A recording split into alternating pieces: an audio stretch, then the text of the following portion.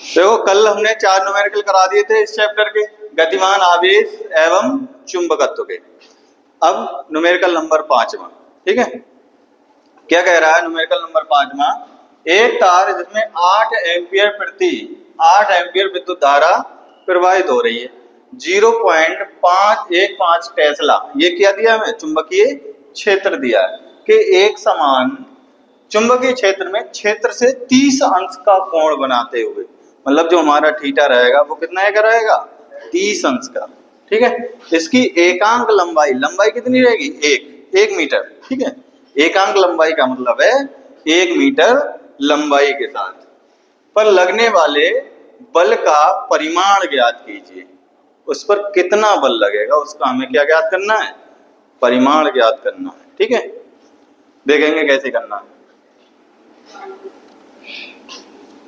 तो एक समान चुंबकीय क्षेत्र, चुंबकीय क्षेत्र कैसा है हमारा? एक समान चुंबकीय क्षेत्र है।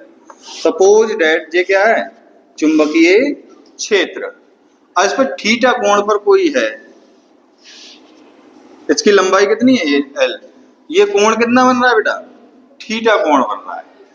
इस पर कितना बल लगेगा ये हमें ज्ञात करना है कि इस पर थीटा कोण पर एक समान चुंबकीय क्षेत्र में कितना कोण लगेगा। चुंबकीय क्षेत्र कितना है? 0.15 का, 15 टेस्ला का दिया है, तो ठीक है।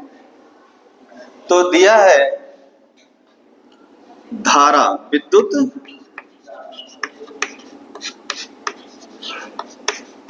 धारा I बराबर कितना दिया है? 8 एम्पियर। और चुंबकीय क्षेत्र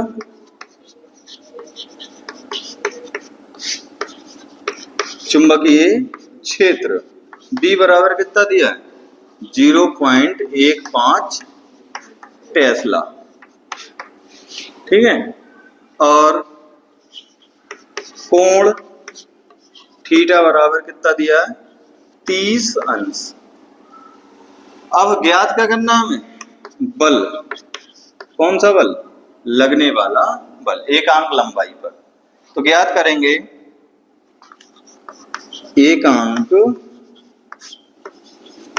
लंबाई पर लगने वाला बल, लगने वाला बल क्या हो जाएगा बेटा? F बराबर I/L/B sin थीटा। ये हमारा फॉर्मूला है, ठीक है। F हमें ज्ञात करना है, तो F बराबर हो जाएगा I कितना हमारा? 8 एम्पियर और L कितना है? 1 और B कितना है? 0.15 और साइन 30, ठीक है। तो 8 गुणा 1 गुणा 0.15 और साइन 30। इधर साइन 30 का त्रिकोणमितीय अनुपात में वैल्यू होती है। साइन 30 की वैल्यू कितनी होती है? 1/2 त्रिकोणमिति में, ठीक है। तो यहां लगाएंगे कितना? 1/2। 2 से काटेंगे हम 8 को, तो 15 चौका 60, 0.60। अब इसको इधर ले जाएंगे या ऐसे ही रहेगा, तो F बराबर हो जाएगा 0.6। F Newton. ये हमारा आंसर रहेगा। इसको नोट डाउन कर लो। देखिए अब अगला क्वेश्चन है हमारा, एक 3 सेंटीमीटर लंबा तार जिसमें 10 एम्पियर विद्युत धारा प्रवाहित हो रही है, इस एक परिनालिका के भीतर उसके अक्ष के लंबवत रखा है। परिनालिका के भीतर चुंबकीय क्षेत्र का मान 0.27 टेस्ला है। तार पर लगने वाले चुंबकीय बल क्या है? हमें ज्ञात क्या करना है? चुंबकीय बल। जबकि चुंबकीय क्षेत्र तार की लंबाई के कैसा है, लंबवत है। लंबवत का मतलब है कि यहाँ पर जो हमारा थीटा होगा वो कितने अंश पर होगा, 90 अंश पर होगा। ठीक है, जो हमारा थीटा है वो कौन सा अंश बनाएगा, 90 अंश। ठीक है, यहां देखेंगे दिया है हमारे पास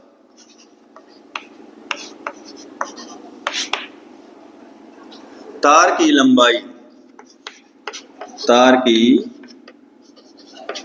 लंबाई L बराबर 3 सेंटीमीटर। अब 3 सेंटीमीटर को हम क्या बनाएंगे, मीटर में बनाएंगे। 3 सेंटीमीटर को मीटर बनाएंगे तो जो हो जाएगा 3 गुणा 10 की पावर माइनस 2 मीटर। ठीक है, अब और क्या दिया है, चुंबकीय क्षेत्र।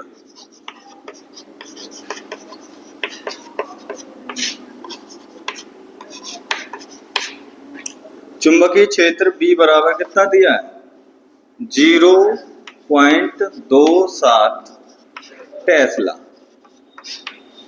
और विद्युत धारा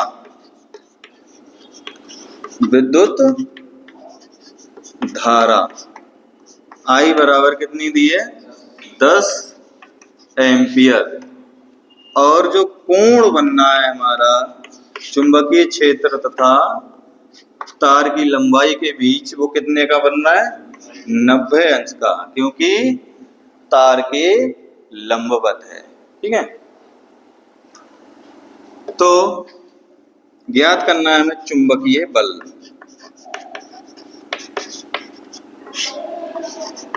तो हमारे पास एक फॉर्मूला है, F बराबर ILV साइन थीटा।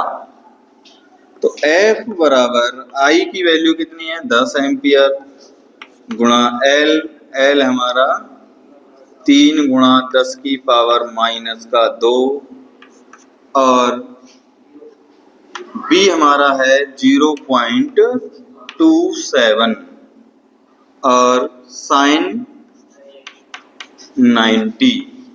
साइन कितना हो जाएगा, साइन 90। अब त्रिकोणमिति में साइन 90 का मान कितना होता है, साइन 90 का मान होता है 1। त्रिकोणमिति हमने खूब अच्छे से पढ़ी है कक्षा 10 में, नहीं पढ़ी है तो मैं बता दूंगा कैसे आता है। तो साइन 90 1 हो गया।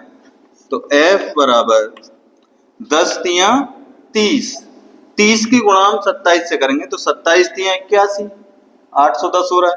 2 के बाद दशमलव लगना है तो 8.1 गुणा 10 की पावर माइनस 2 क्या हो जाएगा, न्यूटन, और साइन 90 हो जाएगा 1। तो F बराबर 8.1 गुणा 10 की पावर माइनस 2 न्यूटन। ये रहा हमारा आंसर। इतना फोर्स हमें लगाना पड़ेगा अगर ये डाटा दिया है तब। ठीक है, देखो अब ये जो न्यूमेरिकल है, न्यूमेरिकल नंबर 7, ये हमारे बोर्ड की दृष्टि से बहुत ही ज्यादा उपयोगी हो सकता है। ठीक है, इसको देखो एक दूसरे से 4 सेंटीमीटर की दूरी पर रखे 2 लंबे सीधे समांतर तार A और B से क्रमशः 8 एम्पियर और 5 एम्पियर की विद्युत धाराएं एक ही दिशा में प्रवाहित हो रही हैं। तार A के 10 सेंटीमीटर खंड पर बल का आकलन कीजिए। देखो एक जो तार रखे हैं, 2 ये तार और ये तार है, इनके बीच की जो दूरी है वो कितनी है, R, और R यहाँ पर दी है कितनी, 4 सेंटीमीटर। तार A दिया है और ये तार B दिया है। इसमें 8 एम्पियर की धारा बह रही है और इसमें 5 एम्पियर की धारा बह रही है। दोनों की डायरेक्शन क्या है, एक ही है, दिशा कैसी है, दोनों की एक है। तो इसका एक डेरिवेशन आता है, वो भी हमारे बोर्ड के लिए बहुत ही ज्यादा उपयोगी हो सकता है। वो डेरिवेशन है F/L equal to μ0/2 pi I1I2/R वाला। ठीक है, वही वाला फॉर्मूला इसमें लगेगा। तो दिया है हमें, कितना दिया है, r, बीच की दूरी, बीच की दूरी r बराबर कितना दिया है, 4 सेंटीमीटर। 4 सेंटीमीटर को हम बदलेंगे मीटर में, तो ये हो जाएगा 4 गुणा 10 की पावर -2 मीटर। ठीक है, ए तार की धारा को I1 मान लेंगे, बी तार की धारा को I2 मान लेंगे। तो तार ए में धारा I1 बराबर कितना हो जाएगा, 8 एम्पियर। तार बी में धारा कितनी हो जाएगी, I2 5 एम्पियर। और जो तार ए पर कितनी खंड पे है, 10 सेंटीमीटर के खंड पर, वो हो जाएगी हमारी L। वो कितनी हो जाएगी, L। तो L बराबर कितना हो जाएगा, 10 सेंटीमीटर। तो 10 सेंटीमीटर को भी मीटर में बदल लेंगे, तो हो जाएगा 10 × 10⁻⁻2 मीटर। इसको हम लिख सकते हैं 0.1 मीटर। ठीक है, इतना ही लिख सकते हैं, 2 पॉइंट इधर को आ जाएगा। अब ज्ञात करना है हमें बल। ज्ञात क्या करना है, बल। तो बल F बराबर हमको ज्ञात है। तो F/L बराबर μ0/2π I1I2/R। ये डेरिवेशन भी बोर्ड के लिए बहुत ज्यादा इंपॉर्टेंट है, ये वाला इंपॉर्टेंट लगाते हैं ना इस पे। तो F बराबर हो जाएगा, ये इसको इधर भेज देंगे, तो μ0/2π I1I2/R × L। सबका वैल्यू रख दो, जितनी भी वैल्यू हमें फाइंड है वो सब निकाल लो। तो F बराबर μ0 की वैल्यू हो जाएगी 4π × 10⁻⁻7। कहाँ से हो जाएगी बेटा, इसका होता है μ0/4π बराबर 10⁻⁻7। तो अगर यहाँ से हम μ0 की वैल्यू निकालेंगे तो 4π उधर जाएगा, तो 4π × 10⁻⁻7 हो जाएगा। वहीं से हम μ0 की वैल्यू यहाँ रख दी है। ठीक है, और अपॉन 2π × I1 कितना दिया है, 8, I2 कितना दिया है, 5, और L हमारे पास कितना है, 0.1, अपॉन R कितना है हमारे पास, 4 × 10⁻⁻2। ठीक है, तो 2π से 2π कटा, यहाँ बचा 2, 4 दूनी 8। ठीक है, तो बचा क्या हमारे पास, F = इधर बचा 2 × 10⁻⁻7 और × 5 और × 2 रह गए, ये वाले 2, और × 0.1, और नीचे जो 10 की घात 2 बची, इसको हम ऊपर लेके आएंगे तो ये हो जाएगी +b। ठीक है, तो F बराबर हो जाएगा, देखो 2 पंजे 10 और 10 दूनी 20 और 20 एकम 20, ये हो जाएगा 2 केवल। और 10⁻7 से गया 2 तो हो जाएगा -5 न्यूटन। इतना फोर्स हमें यहाँ पर प्राप्त होगा। ठीक है, इसको टाल लेंगे।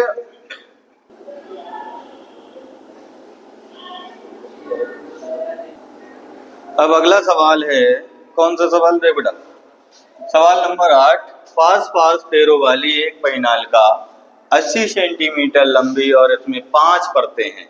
पैनालिका में परतों की संख्या कितनी है, 5, जिसमें से प्रत्येक में 400 फेरे हैं। एक पैनालिका में एक परत में 400 फेरे हैं, तो कुल फेरों की संख्या कितनी हो जाएगी, 5 × 400 मतलब 2000 फेरे हो जाएंगे। कुल संख्या कितनी हो जाएगी फेरों की, 2000। और परिनालिका का व्यास कितना है? 1.8 सेंटीमीटर है, तो त्रिज्या कितनी हो जाएगी? 0.9 सेंटीमीटर हो जाएगी। यदि इसमें 8 एम्पियर विद्युत धारा प्रवाहित, धारा कितनी हो रही है? 8 एम्पियर की धारा प्रवाहित हो रही है, तो परिनालिका के भीतर केंद्र के पास चुंबकीय क्षेत्र B का परिमाण हमको निकालना है। ठीक है, B हमें निकालना है। I दिया है, R दिया है, फेरों की संख्या दी है। तो B कैसे ज्ञात करेंगे देखते हैं। ठीक है, तो परिनालिका की लंबाई, सॉल्यूशन, परिनालिका की लंबाई L बराबर क्या हो जाएगी? 80 सेंटीमीटर। इसको हम लिखेंगे मीटर में, तो जो हो जाएगा 80 गुणा 10⁻²मीटर। ठीक है, और व्यास दिया है, 1.8 सेंटीमीटर। तो त्रिज्या हो जाएगी 1.8/2, जो हो जाएगा कितना? 0.9 सेंटीमीटर। इसको मीटर में कन्वर्ट कर लो, तो हो जाएगा 0.9 × 10⁻²मीटर। और कितना दिया है? विद्युत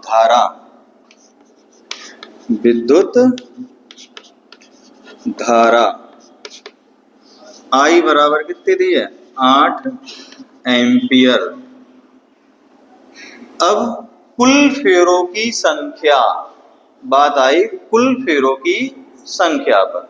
परतें हमारे पास 5 हैं, एक परत में 400 फेरे हैं, तो कुल फेरे कितने हो जाएंगे? तो कुल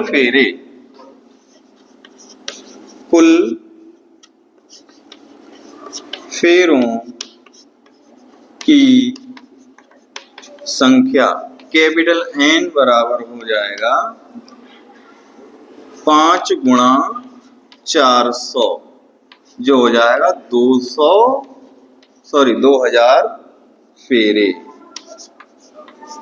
तो कुल फेरे हमारे पास कितने हैं? 2000 फेरे। अब एकांक लंबाई में फेरों की संख्या, तो एकांक लंबाई में फेरों की संख्या निकालेंगे। में फेरों की संख्या, स्मॉल n बराबर फॉर्मूला होता है कैपिटल N/L। तो कैपिटल N कितना है? 2000, और L कितना हमारे पास? 80 गुणा 10⁻²।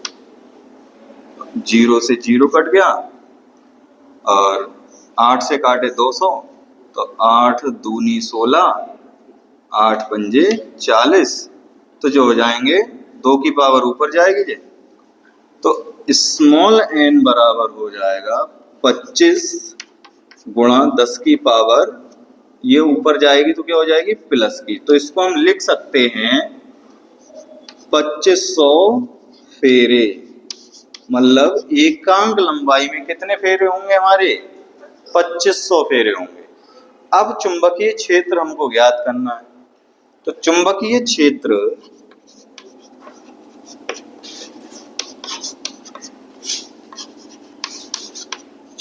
क्षेत्र होता है μ0 Ni, काय के बराबर होता है? B के बराबर। ये वाला फॉर्मूला हम इसमें लगा लेंगे, चुंबकीय क्षेत्र निकल आएगा। तो B बराबर μ0 की वैल्यू कहाँ से निकालेंगे बेटा? μ0/4π बराबर 10⁻⁻7। तो यहाँ से μ0 बराबर हो जाएगा 4π इधर जाएगा, 4π × 10⁻⁻7। ये वैल्यू उठा के हम यहाँ पुट कर देंगे। तो 4 पाई इंटू 10⁻⁻7 n हमारे पास है 2500 और I हमारे पास कितनी है धारा 8 एम्पियर। ठीक है, तो B बराबर हो जाएगा 25 चौका 100 और 100 अट्ठे 800, 800 हो गया और 2 जीरो ये हैं और 10⁻⁻7 और इंटू पाई और इंटू क्या हो जाएगा पाई। ये 10⁻4 बन जाएगा, 4 जीरो लगे हैं तो इनको हम लिखेंगे b बराबर 8 गुणा 10⁻4 और ऑलरेडी हमारे पास है 10⁻⁻7। अब पाई का मान रखेंगे हम 3.14, तो b बराबर हो जाएगा 8 गुणा 3.14 इंटू 10⁻, गुणा में घातें जुड़ जाती हैं तो -7 प्लस का 4, तो b बराबर हो जाएगा 8 की इसमें गुणा कर लें, 8 चौक 32 के 2 हासिल लागे 3, 8 एकम 8 और 8 और 3 11 हासिल लागा 1, 8 3 24 और 1 25 गुणा 10⁻³ टेस्ला। अब b बराबर इस पॉइंट को कहाँ लेके आएंगे यहाँ पर, तो ये हो जाएगा 2.512 इंटू 10⁻, कितना बचेगा -2 टेस्ला। या तो आंसर इतना होगा वरना हम एक के बाद पॉइंट रख देंगे तो हो जाएगा 2.5 इंटू 10⁻⁻2 टेस्ला। ये हमारा चुंबकीय क्षेत्र रहा जब ये डाटा हमें दिया है तब। ठीक है, तो इसको सभी बच्चे दोबारा समझ लेंगे और समझ में ना आया हो तो एक बार फिर से रिपीट कर लेंगे, वीडियो को देख लेंगे।